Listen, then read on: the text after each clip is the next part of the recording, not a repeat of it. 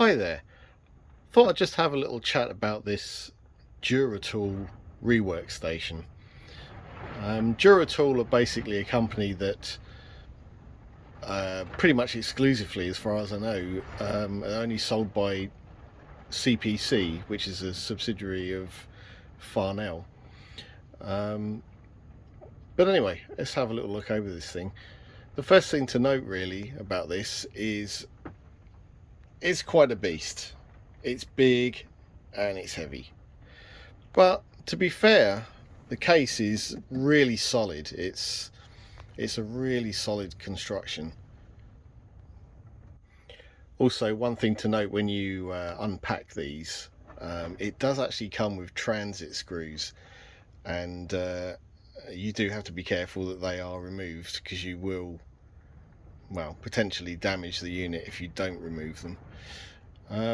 So basically we're going to look this thing over and just see, is it worth it? You know, it's not very expensive. It's only around sort of 120 pounds, I think, compared to your sort of cheap and cheerful local shop 10 quid job. Let's see, let's see if it actually does the job, really. Excuse all the background noise, which I'm sure you can probably hear, by the way, because it's incredibly windy today. So the thing is, there are so many soldering iron or soldering stations out there. It's a real minefield. I mean, I've tried them all over the years, really. I've had the absolute top end Weller stations. I've had cheap and cheerful 20-30 quid temperature controlled stations, and they're pretty variable, to be honest. One thing I'd certainly say is your sort of little local store, like I say, 10-12 quid ones, avoid them like the plague unless you're going to solder once. So having just started doing quite a lot of repairs this year, I wanted something pretty solid, and so admittedly kind of took a little bit of a punt on this, so we'll see where it's at. Okay.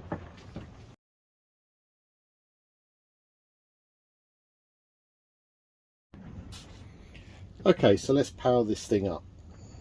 First of all, the soldering iron. The soldering pen is actually really quite nice to hold. It's quite slim, which I quite like, yeah, that's pretty good actually. So the first thing is, its default minimum temperature is 160 degrees C, and when you turn it off, you have to make sure that it's set back to that and settles down to that before you turn it off. Okay, so first I'm going to crank it up to a reasonable soldering temperature, about 350, 360. As you can see, if you hold them down, I've gone too far now. If you hold it down, it will jump much quicker.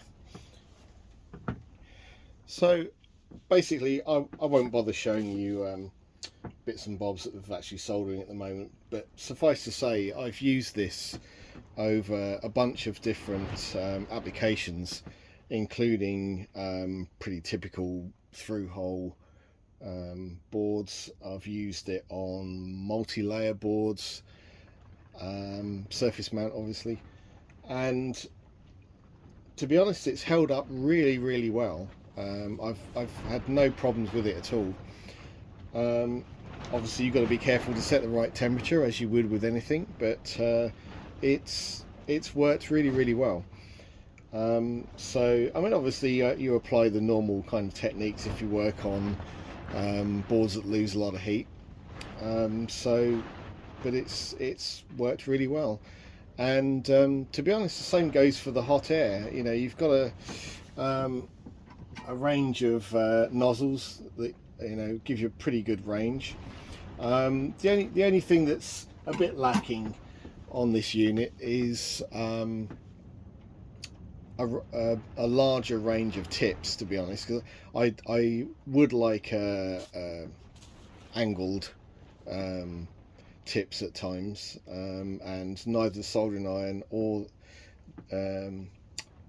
actually, I tell a lie, the hot air does, but the soldering iron itself only has maybe 3 different variations, so you can deal with larger tips and smaller tips, etc., but that side of it is a little bit limited. And of course, if CPC decided to stop selling it, you'd be maybe in a spot of bother there.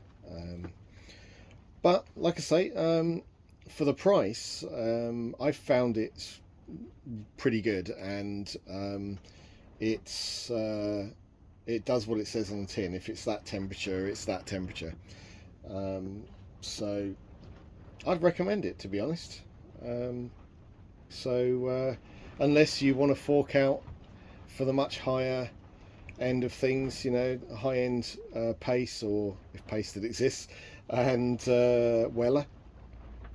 But there you go. But even though it's, like I say, it's a little bit bulky, but it's a pretty good unit, really. So if you're going to do any regular kind of soldering and you want a range of temperatures, I'd say go for it.